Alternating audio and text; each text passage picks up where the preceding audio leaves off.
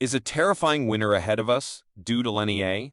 It is well known that El Niño and La Niña, two strong meteorological events, have an impact on the climate globally. However, experts now worry that in a few weeks, La Niña may reveal its icy face. In the end, though, the climatic string pullers have the power to decide the fate of entire societies. However, what is the true cause of these occurrences? What extreme catastrophes should we be ready for in the future? And why have previous La Niña phases already caused severe pandemics? There's a hot brother, and his cool sister. La Niña causes a cooling anomaly, whereas El Niño always brings with it a warming anomaly in the eastern Pacific. El Niño and La Niña, along with the neutral phases, create a type of climatic swing known as the El Niño Southern Oscillation, or ENSO for short. In essence, we are dealing with variations in the system of ocean and air currents in the equatorial Pacific. The years when the trade winds sweep the warm seawater in front of them from east to west, along the equator, over the Pacific, that is, from South America to Southeast Asia, are referred to as the neutral or normal phases. Consequently, the colder water from the deeper ocean regions flows off the coast of South America, while the warm water masses gather off the coast of Southeast Asia. In summary, the temperature differential between the western and eastern Pacific is a few degrees. However, the equatorial trade winds blow significantly less or even cease to blow when an El Niño phase is approaching, which happens around every 2 to 7 years and lasts for approximately a year. In the northern hemisphere, this typically occurs in the fall and winter. As a result, the Pacific Ocean cools off Southeast Asia and heats off South America. The wind changes direction during La Niña years, meaning that the trade winds blow considerably more forcefully than they do during the neutral periods. While La Niña occurrences can sometimes happen across a number of years, this normally happens every 3 to 5 years. In any event, these occurrences are associated with direct observable weather changes that, depending on the location, have varying but equally severe repercussions. Because more water evaporates from the warmer Pacific, the Pacific coasts of North and South America tend to get wetter during El Niño years. Here, on the other hand, La Niña makes things more dry. However, this tendency is reversed in Southeast Asia and Australia, where La Niña appears as flooding and heavy rain, while El Niño increases droughts on land. Outside of the impacted areas, you may believe that you are safe from the severe weather, but that is not the case. This is due to the fact that the ENSO system can, through so-called teleconnections, also affect areas outside of its direct catchment area. For instance, during La Niña stages, droughts are more prone to occur in the Horn of Africa. Only the statistical probabilities here reflect the direct consequences of El Niño and La Niña events, as the Atlantic dominates the European climate. For instance, it is possible that during El Niño years, rainfall is somewhat higher in Central and Southern Europe and slightly lower in Scandinavia.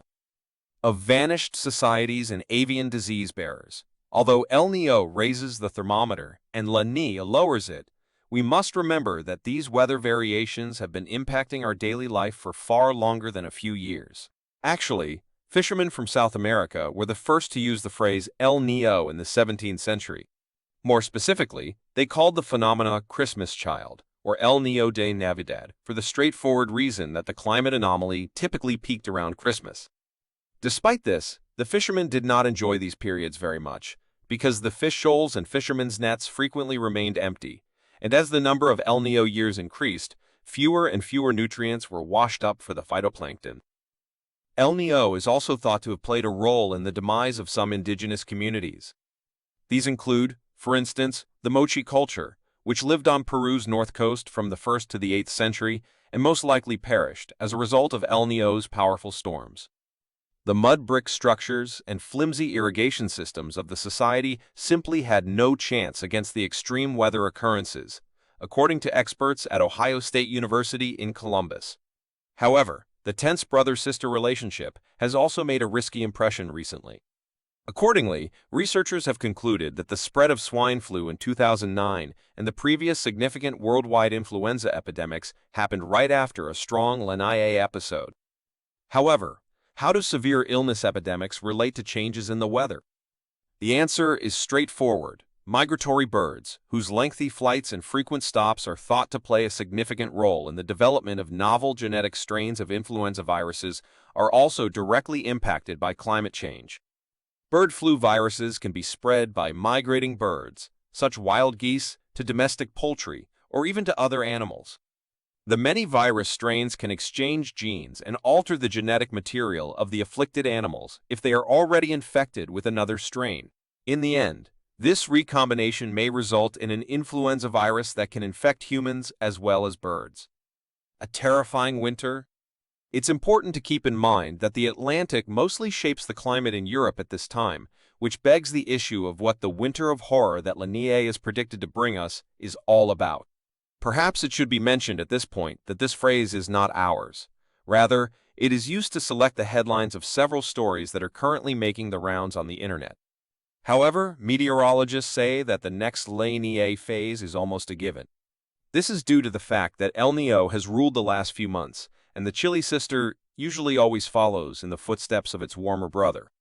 Every month since June 2023 has seen a new temperature record set in Germany, for instance, and 2023 can also boast the disgraceful honor of being the warmest year since meteorological records have been kept. But since La Niña always replaces El Niño, the weather scales could potentially shift significantly. According to the World Meteorological Organization, WMO, extremely low temperatures may arrive as early as fall, but no later than winter. It is 74% likely that Jack Frost will settle in the Northern Hemisphere until January 2025, according to the U.S. Climate Prediction Center's calculations. It is yet unknown if the winter will actually be as terrible as the media has predicted. While La Niña only indirectly affects European weather, there is still significant uncertainty about the severity and length of the early winter start. However, now that phrases like climate change are commonplace, a whole new concern emerges. How will El Niño and La Niña truly evolve over the next few decades? Above all, will there ever be another El Niño of this magnitude? This past year's events in Australia demonstrate just how strong El Niño's effects may be. In certain regions of Australia, temperatures were 10 to 16 degrees higher than normal for the month of September 2023, as early as the first half of the month. The WMO went one step further in May 2023, warning of a potential super El Niño, even though the Australian Meteorological Service had already formally proclaimed the El Niño weather phenomenon at that time. This suggests that the emergence of an El Niño will probably cause global warming to climb further and raise the likelihood of breaking further temperature records. This is not a good prognosis, and a research that was later published in the journal Nature corroborated it. The average worldwide air temperature could surpass historical maximum values with a 90% chance between July 2023 and June 2024. The researchers calculated using a model. A quick look at the data reveals a fundamentally close relationship between ENSO and the global climate. Strong El Niño episodes in recent decades have consistently been followed by new atmospheric and ocean heat records. Ultimately, though, the ENSO cycle's fluctuations have the power to both exacerbate and lessen the effects of climate change. We have just come out of a triple La Niña, according to analyses. This was brought on by the flaming impacts of the 2019 and 2020 Australian wildfires, which prevented global mean surface temperatures from rising higher despite rising greenhouse gas emissions. However, La Niña only temporarily obscured the effects of greenhouse gas emissions, not completely eliminating them. In actuality, global mean surface temperatures suddenly increased by 0.2 degrees when La Niña ended.